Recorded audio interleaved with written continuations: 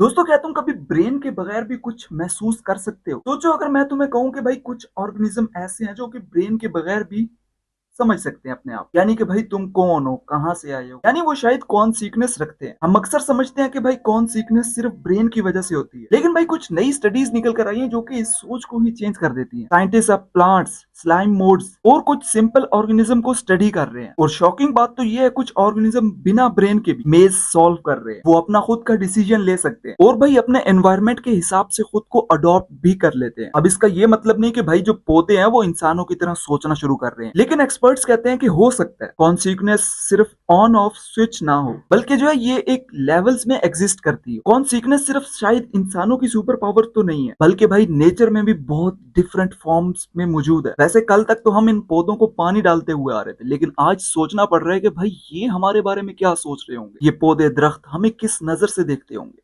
दोस्तों, क्या कभी कभार सिर्फ एक जगह बदलने से तुम्हारा मूड चेंज हो सकता है? ऐसा कुछ लोग कहते हैं कि हाँ, एक जगह पे बैठे हो, बोर हो रहे हो, दूसरी जगह पे जाओ, वहां पे तुम्हें बोरियत महसूस नहीं होगी, या फिर वहां पे तुम्हारा काम बनना शुरू हो जाएगा। ऐसा लोग समझते हैं। कुछ तुम स्कूल कॉलेज में होगे, किसी बेंच वगैरह पे लास्ट पे बैठते होगे, तुम्हारे टीचर ने भी तुम्हें कहा होगा कि भाई एक बार जगह चेंज करके देखो, या फिर तुम्हें खुद ही वो जगह हटा दे दी, या आगे आगे बैठी। अब वो होता क्यों था? कहा जाता है कि भाई उससे मूड चेंज हो सकता है तुम्हारा। यानी कि भाई सोचो, तुम घर पर हो, तुम्हारा मूड एकदम लो चल रहा है, फिर तुम ऐसे में घर से बाहर निकलते हो और फिर अचानक फील बेटर करते हो। अब साइंटिस्ट ने जो है इसी चीज को स्टडी किया है। तकरीबन 122 लोगों को 3 मंथ तक ट्रैक किया है, उनके जीपीएस और मूड के डाटा को मैच किया, और इसका रिजल्ट ये निकला कि भाई जितनी ज्यादा नई जगहों पे लोग विजिट करते हैं, उनका उतना ही पॉजिटिव मूड इंक्रीज होता दिखाई देता है। और जो लोग सिर्फ एक ही जगह पे बैठे रहते सारा दिन, जैसे कि घर हो गया, ऑफिस हो गया, उनका जो मूड है वो बिल्कुल एकदम सेम ही रहता था, कोई चेंजेस नहीं हो रही थी, वही घिसी पिटी लाइफ। भाई जो तुम्हारा ब्रेन है ना, उसको एक ही सेम रूटीन फॉलो करना बहुत बोरिंग लगता है, तुम मानो या ना मानो। लेकिन फिर वहीं पर न्यू प्लेसेस, न्यू एक्सपेरिमेंट्स वगैरह और न्यू एक्सपीरियंस उसे रिफ्रेश कर देते हैं। साइंटिस्ट ने एक साइंटिफिक नाम भी दिया है, exploration is equal to emotional boost. और सबसे इंटरेस्टिंग बात तो ये जो इफेक्ट है, ये दोनों तरफ से है। कुछ लोग जो है वो ज्यादा एक्सप्लोर करते रहते हैं, और जो एक्सप्लोर करते हैं वो ज्यादा खुश फील करते हैं। वैसे अगर तुम्हारा कभी कभार मूड ना बन रहा हो किसी भी काम को लेके, तो भाई एक छोटा सा ट्रिप मार लिया करो, जिससे जो है तुम्हारा मूड एकदम चेंज हो जाएगा। दोस्तों सोचो, एक नॉर्मल सी सिलिकॉन चिप, बल्कि ये जो चिप तुम अपनी स्क्रीन पे देख रहे हो, ये कोई कंप्यूटर चलाने के लिए तो बिल्कुल नहीं, बल्कि भाई ये डीएनए को कंट्रोल कर सकती है। अब जो है साइंटिस्ट ने एक एडवांस सिस्टम को डेवलप किया, जहां पे जो है सिलिकॉन चिप के ऊपर इलेक्ट्रिक करंट को यूज करके उस डीएनए के पूरे सीक्वेंस को कंट्रोल करके असेंबल वगैरह किया जाता है, और जिससे जो है एक केमिकल रिएक्शन स्टार्ट हो जाता है, और इसी तरह फिर जो है वो DNA step by step build होता रहता है। और सबसे इंटरेस्टिंग बात तो ये जो प्रोसेस है, ये पूरा का पूरा एक वाटर बेस्ड एनवायरनमेंट होता है, उसमें किया जाता है। यानी कि भाई